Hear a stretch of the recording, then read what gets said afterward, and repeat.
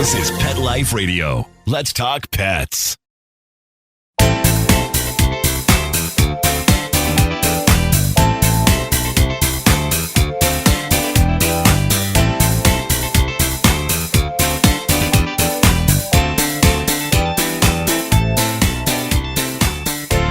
Welcome to Covered in Pet Hair, a boozy web show for pet lovers on Pet Life Radio. I'm your host, Isabel Alvarez-Arrada, and today I have the pleasure of having a drink and a chat with a lady that is making the world a more beautiful place, one dog at a time. I'll tell you all about her and introduce you as soon as we come back from these messages from our sponsors.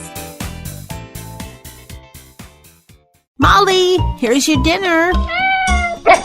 Zeus, that's not your food. Don't let that happen to your precious cat. Elevate your cat's eating experience with the Cat Tree Tray.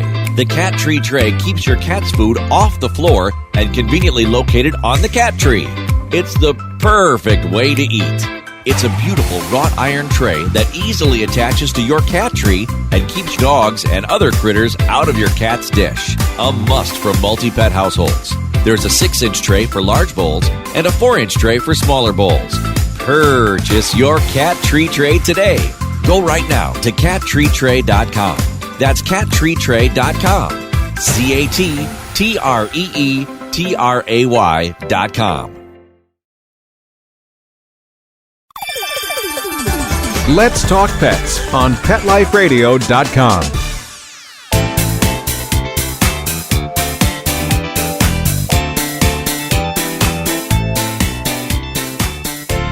Welcome back to Covered in Pet Hair. I'm your host, Isabel Alvarez-Arrada, and today I have the pleasure of having a drink and getting into the psyche of a pet parent, a pet photographer, a dog person, a foodie, a cocktail connoisseur. She's a tea drinker, a world traveler, and a road tripper, a native of the great state of Virginia. She's wife to Frank, dogma to Rue, a Chihuahua, and Gracie, a Papillon. She's a lady that insists that pet parents don't brush their dog's teeth enough. And she's Northern Virginia's premier mobile dog groomer. Kelly Forde. Welcome, Kelly. Thank you. I'm so excited to be here. It's so exciting to have you on the show. So we have a mutual friend, Jeannie Taylor. And doesn't she have dogs named Rue and Gracie as well? Does she? I think she does. But you spell Rue differently. But she has a Rue. R-U-E? Okay. She spells hers in the Rue, like making a Rue, R-O-U-X. That is crazy. And then her other dog is Gracie. So when I saw that, I was like, they're friends and their dogs' names are the same? That's so crazy. You know what? That's crazy because I didn't even think about that. Gracie came with her name to us. So we didn't name her, but Rue, my husband named her. She was named at the shelter. It was Rooney, and he kept it Rue. That's so cool. I like Rue. Rue's cute. Rooney and Rue is cute. Very, very cute. Before we go any further, anybody participating in our drinking game today, anytime you hear this word, the secret word is trailer.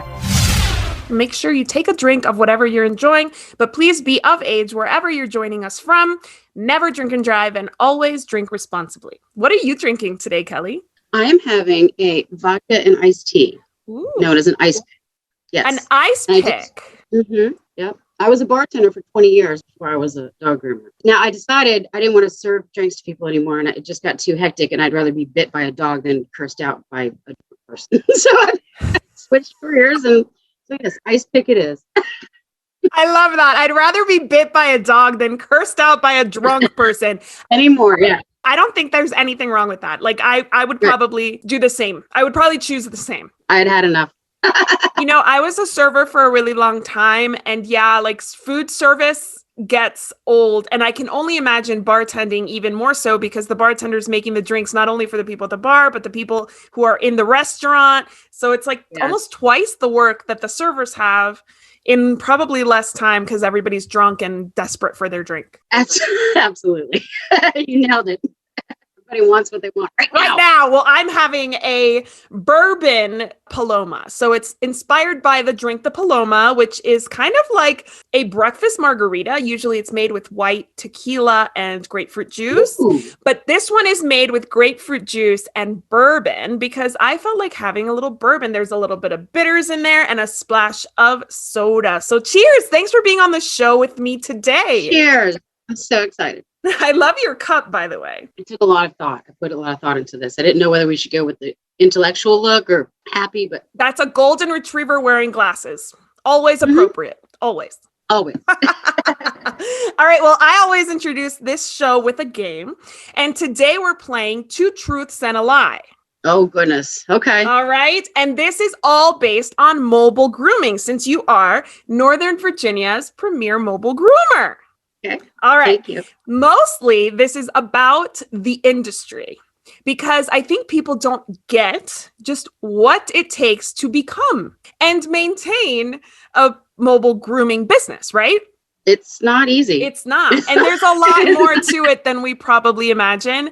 I did some Right. research, but I'm going to learn more from you today. So the first game we're going to play is, again, Two Truths and a Lie. So I'm going to tell you they're going to play it 3 different times. The first time is mostly about initial costs. The second time is about the benefits for the pet. And the third one is about the advantages for the groomer. So in these phrases, in this paragraph that I'm going to read, you're going to find the lie. There are 3 sentences in each. One of them's a lie. You ready to play? I am. Perfect. The first one, the initial costs for a mobile grooming van or trailer can range anywhere from $10,000 to $100,000. A mobile grooming vehicle must have proper flooring and ventilation. Waste is disposed of per the groomer's personal preference. Can you spot the lie in there? The last one. The last one is a lie. That's right. Municipal and environmental ordinances and regulations exist for the waste that comes out of these mobile grooming trucks. I'm not gonna. I had issues in the beginning because you have to learn where to put your stuff. A lot of it is just gray water. I know people say but it's really kind of like washing your car. There's not a whole lot of things like that. But I have been knocked on the window where I thought I was dumping somewhere safe, and I've had people knock on my window and, you can't do that. I said, okay, I didn't know. So it takes a little getting used to know what you can and can't do. Okay. It was a lie. That's a good one. That's good to know. Okay, next one. Mobile grooming is potentially a better option for pets that get stressed when traveling by car. Mobile grooming is cheaper than in-salon grooming, and pets don't have to sit in a cage for hours like they often do at regular salons. Where's the lie? The first one, that mobile grooming is cheaper. That's right. Mobile grooming is not cheaper. Why would anything coming to your house be cheaper than you taking something somewhere, right? People think they do. I swear they do. They're like, what? It's that? I'm like, yeah, I'm sorry. What do you want? Yeah, if I'm driving to you and only caring for your pet, you're paying more. It's kind of like a pet sitter coming to your home or your dog going to doggy daycare, right? Same thing. I hate to say, but in the industry, they call it's a luxury service. And I hate to say luxury because, I'm just a normal girl making dogs pretty, making people happy, but it is kind of a luxury service. You don't have to do much. You don't even have to be home. I have clients that trust me enough, I just use the code, go in, get the dog, come out, do it. They're not even home, so it is a luxury service. So it does cost. For sure. Anything that is that convenient comes at a premium. Next one. Among the advantages of owning a mobile grooming business as opposed to operating out of a brick and mortar location is that you don't have to pay rent or property taxes or utility costs. Wear and tear on your body is lower as a mobile groomer, yet your hours are more flexible. That's a lie. The wear and tear is still the same. I think it's worse because you're driving. Right. And I'm also fixing equipment if I need to. Like I'm, filling up water, I'm dumping things and fixing generators and stuff. Yeah, so that was the lie. That is definitely the lie. I made that up completely knowing that if I had to drive around Northern Virginia, there would be some serious wear and tear on my psyche, on my body just sitting there, and on my fist clenching my steering wheel, a little road raging. People have passed me on 66 and they say, Kelly, every time we see you, you're like this, like white fist. I'm like, well, I drive a trailer. I'm scared. I got to go on 66. So yeah, Northern Virginia is where I used to have my business. So I'm very familiar with it. But it's funny, we never knew each other while I was running a business over there. That's the strangest thing I've ever seen. I know. I've done some research on you. I love you. Thanks. I appreciate that. And I seriously wish we had, the opportunity to work together. I can't tell you how many times people ask me for a mobile groomer and I didn't know who to refer them to. And people would ask me, who's going to come take care of my dog for this? I'm like, Yeah, for sure. Well, I want to know how you started as a mobile grooming service. Did you work in a brick and mortar location prior? I did. I went to grooming school and then I worked for Pet Supplies Plus. That was my first corporate job. And then I worked for a girlfriend of mine who actually owned the bar restaurant that I worked at. So she became a brick and mortar groomer. So after a few years, I watched her do it and I was like, I can do that. So finally I just decided, and then I would groom out of my home. I worked at a couple of vets offices, and then I started grooming out of my home, but I lived in a condo. So someone told on me in the HOA, the zoning committee said, hey, you can't do that. And I lied and said, I just do it for rescue dogs and my friends, So I said to my husband, I said, I'm going to have to do something. I said, I'm either going to have to rent a place because I have too many clients to just say no, or I'm going to have to go mobile. And so I did my research, and my trailer was the more affordable option for me at the time. And that's how it went. So we went from there, and I never thought I could do it. But if you put your mind to something, you can. It wasn't easy, but it wasn't hard. It was, a good challenge, a welcome challenge. It was a good challenge. Well, yes. How did you decide on a trailer, and how did you actually get it set up? A lot of Facebook research, type in mobile grooming trailers. There's a lot of companies out there that have terrible reviews. Things are, catching on fire and things. So I stayed away from those. I narrowed it down. I had a list. I had little Post-it notes everywhere, and I did a lot of research, which I'd never done before. And I was like, well, this must be really important to me. So yeah, you just got to narrow it down and see what fits your pocketbook and what's the easiest for you to maintain. And what fancy features do you have on your trailer, if any? Well, the gentleman who made mine, he's wonderful. He's a groomer himself, so he just buys the naked trailer and then he outfits it with stuff. I came with my own table and things. I don't know, nothing really yet, but I'm trying to get a really cool wrap for the outside. Oh. So, it's your normal everyday trailer, but I've got my own little, it's like a human bathtub. It's not the stainless steel one. It's kind of like a little spa inside. So it's comfy. Very cool. So, yes. So the great thing about mobile grooming is when you have that wrap, like that's like it's like a mobile billboard for your own business. Absolutely. Especially for mobile grooming. I've done it myself with, vinyl lettering and put it on and stuff, but, I trial and error. I've been in business for a few years, but, you just got to start over sometimes and get yourself a new look. And so that's my new thing. I'm trying to get a new wrap. Yeah, I think that there's a lot of initial investments. So going little by little makes sense for sure. So I found out, I was doing some research because I don't know anything about these things. So you obviously have a generator in your trailer. Yes, it is in the front of the trailer. It's not attached to it except for wires. But like the mobile grooming vans, they will have it built into the van. Mine is in front, and it's generators are costly. If you get a good one, you're good to go. But I do have a lot of generator problems sometimes. I'm not gonna lie, and that but that's the worst part about it. Little by little. Keep that maintained. Do you have a canine dryer? You mean the brand? No, it's a canine dryer where you like put the dog in it and it dries. Oh God, no. They had one at Pet Supplies Plus when I worked there. They're not terrible. You don't turn the heat on, but people get all freaked out about that. But no, I have a high velocity hand dryer. Okay, very cool. Do you ever blow dry your own hair with it? That? Sometimes. Yeah, well, I blow all the dog hair too off my face. Yes. I'm going to be covered in pet hair all the time. Covered in pet hair. Yes, I know. I can only imagine. How about air conditioning? Is the trailer air conditioned? Mm-hmm. I've got a little Coleman, little unit up top, and I have heat, I have air, I have everything in it. It's wonderful. Okay. I do not like it when I pull up to places and the houses, I don't have Wi-Fi. That's, then I can't listen to music or anything. Oh man. Yeah. Some places don't have Wi-Fi, believe it or not, but that's my only gripe. So do you ask your clients for their Wi-Fi info? If I'm going to be there, if they have like 3 dogs or more, if I'm going to be there all day, I'm like, yeah, can I have the password so I can at least have some? All right. Insider tip, guys. Please make sure that you give your mobile groomer your Wi-Fi password. They've earned it. And so that way they can watch this show while they're grooming. Okay. That's right.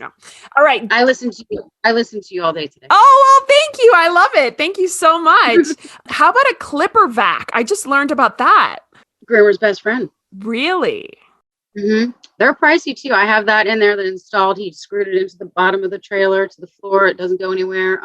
Yeah, I wouldn't live without one. Okay, so tell me, how expensive are clippers and how expensive is the clipper vac that goes along with it? Vac, I have a small clipper vac. It's called a tote. I'm going to say about 4 years ago, $700. So they can range anywhere from that cheap to $2,000, $3,000. The bigger you need them. Yeah, grooming equipment is not cheap. My clippers, they're about $150, $175. Is that comparable to like a hairdresser for humans? It is. Okay. It is. And actually, I think human hair shears are more expensive than the grooming shears. I think so. I don't know why, but so interesting. Are they interchangeable? Could human hairdressers or stylists use? I bought hair clippers or scissors before. So I think they work fine. I mean, but the difference is we cut hair dry. They cut hair wet. Depends on the stylist, So, right? Yeah. So it depends on the stainless steel coating or whatever you need to keep to maintain them. Nice. Okay. So we have to take a break. But as soon as we come back from these messages from our sponsors, I want to play another game with you about your pet peeves with pet parents. We'll be right back. Take a bite out of your competition. Advertise your business with an ad in Pet Life Radio podcasts and radio shows. There's no other pet-related media that is as large and reaches more pet parents and pet lovers than Pet Life Radio. With over 7 million monthly listeners, Pet Life Radio podcasts are available on all major podcast platforms. And our live radio stream goes out to over 250 million subscribers on iHeartRadio, TuneIn, Stitcher, and other streaming apps. For more information on how you can advertise on the #1 pet podcast and radio network, visit PetLifeRadio.com/advertise today. Let's talk pets Let's talk pets on Pet Life Radio. Pet Life Radio. PetLifeRadio.com.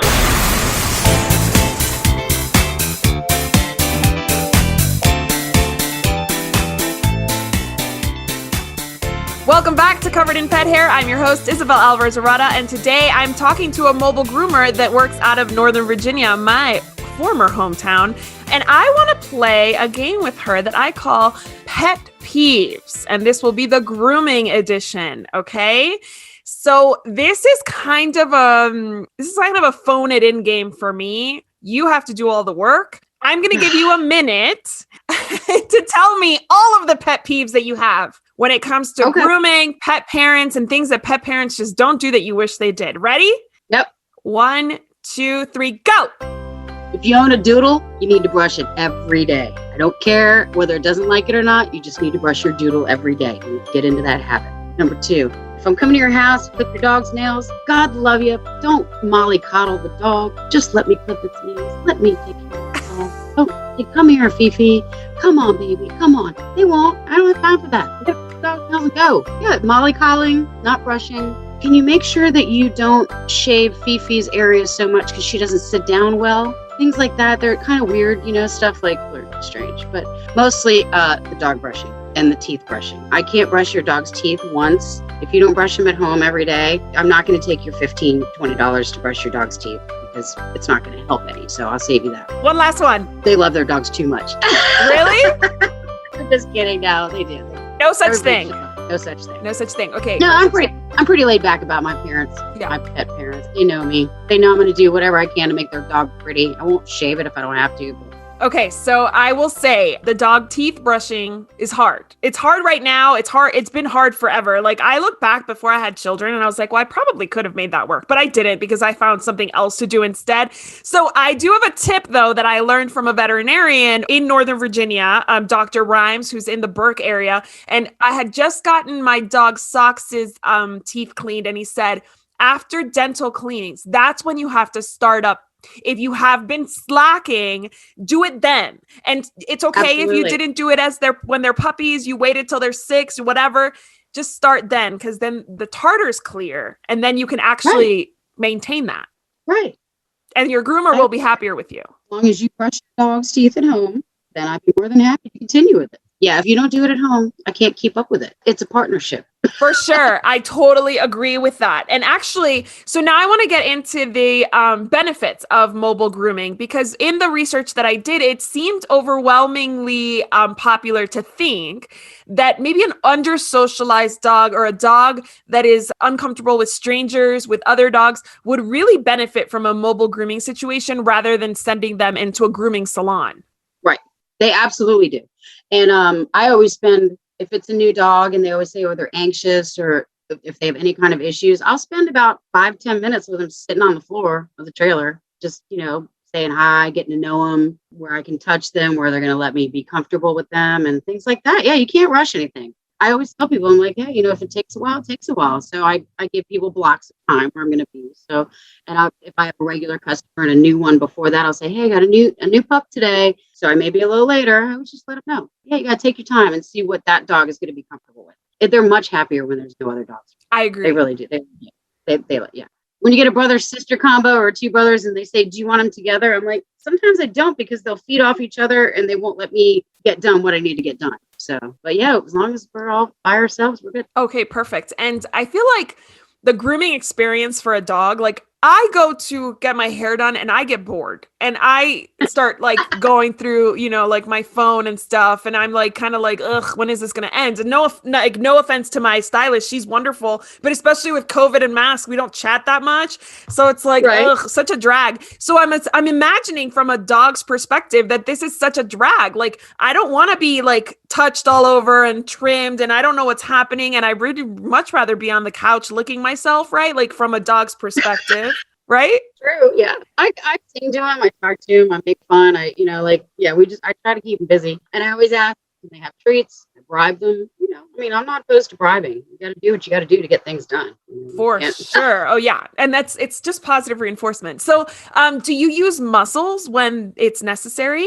Thank God. I forgot to say, that's another pet peeve. If your dog is aggressive and you know it, you got to tell me. I have no problem with them.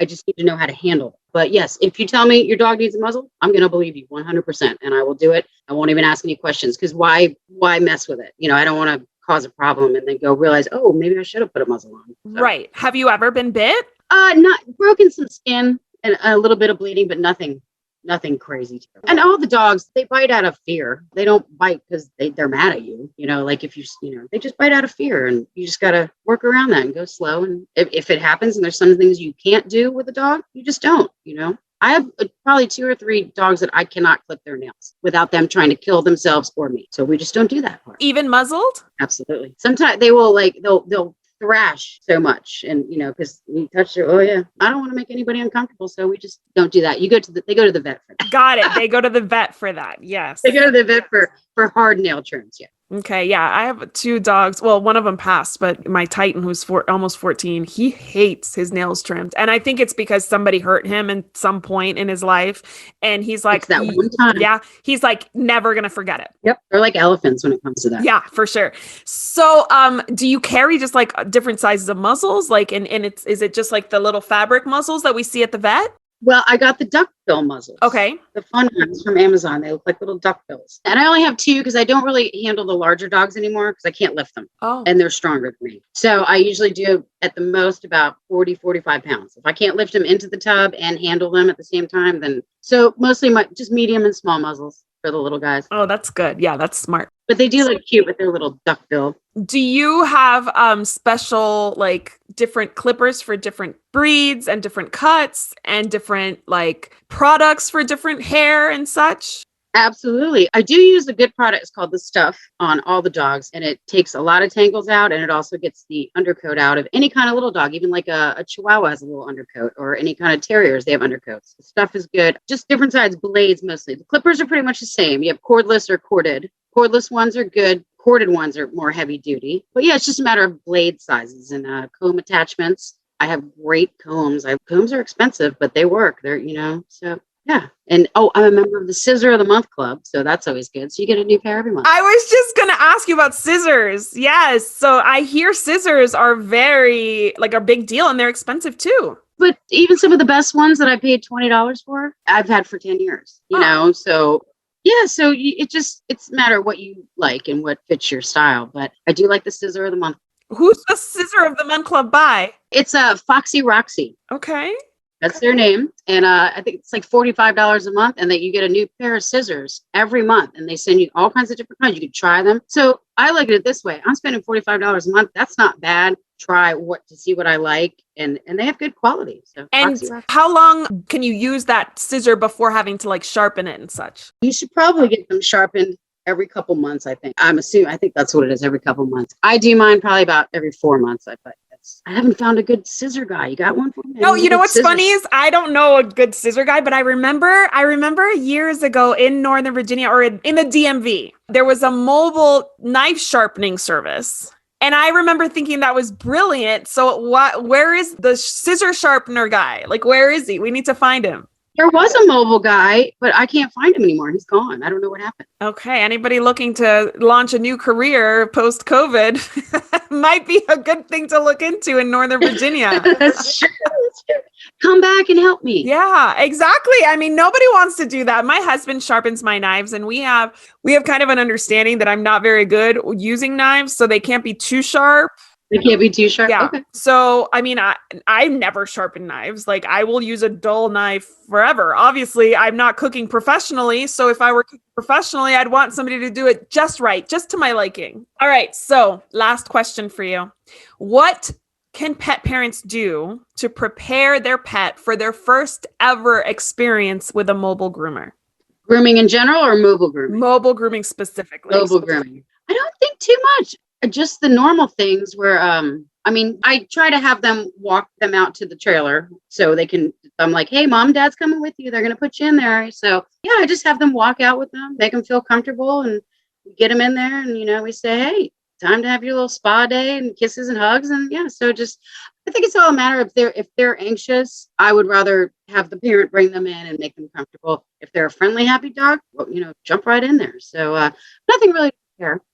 How about expectation setting for the pet parent? I tell them sometimes, if there's a difficult dog, I tell them, here's what we're going to try today. I may not be able to get everything done. And if I can't, then we're going to work around that. We'll do something. But I'm always straightforward. I'm not going to tell you that I'm going to demat your dog when I'm not.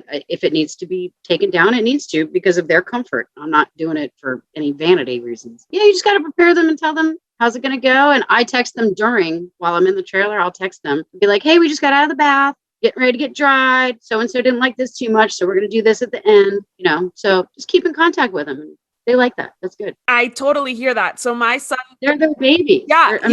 They're children. They're babies. You have to take care of someone's babies. For sure. My son just started school, and the first 2 days they sent me a message, like a text, and then they didn't on Wednesday, Thursday. And then Friday they messaged me to come get him because he was sick. Anyway, but I really appreciated the text, because in our industry, when I was in the pet care industry, we had an automated messages that every time my staff members left a house, they would send an update. So every visit, whether it was 1 or 3 a day, the pet parent would get an update. And Absolutely. for my human child, I didn't get anything. And I'm spoiled because I'm used to the way we do it in the pet care industry. We do a better job than Montessori schools, apparently. I was going to say, some people love their pets more than their children. So I'm not going to. No, I agree. And you know what? But this is the thing. I'm wondering if my clients back then when I had my business expected the same amount of communication from their kids' schools as they got from us, because we set the bar high. Right. We totally should have said, well, you're going to say, I'm the best. You're not going to get this from the school. So you're going to have to call them. I know, exactly. I mean, I'm going to have to give them a lesson in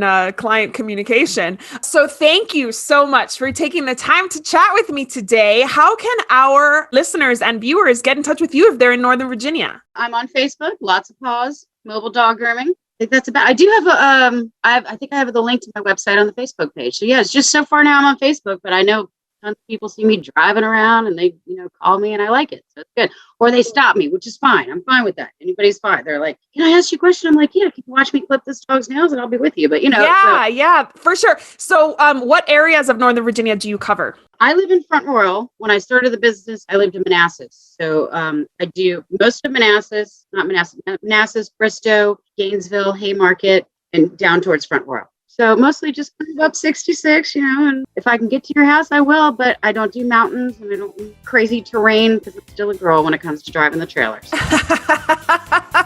And especially when the weather is bad. And Northern Virginia weather, it's not kind. No, it's not kind. And people can't drive in the snow or the rain or anything like that. Right. Absolutely. All right. Well, thank you again. I want to propose a toast to you for taking the time to chat with me, but also for making the world a more beautiful place, one dog at a time. I love that little tagline. It's so adorable. I had to say it again. Thank you so much. I love you so much. It's wonderful. Thank you. I also want to propose a toast to our executive producer, Mark Winter, for making this show possible, to our viewers on YouTube, and to our listeners on Pet Life Radio. Thank you for joining us and to spending your time with us. Here's to a life covered in pet hair, because there's no better way to live. Cheers. Cheers. Especially for a mobile groomer, there's no better way. To learn more about Covered in Pet Hair, please visit coveredinpethair.com or petliferadio.com. Thank you for watching, and we'll see you next time. Let's Talk Pets, every week on demand, only on PetLifeRadio.com.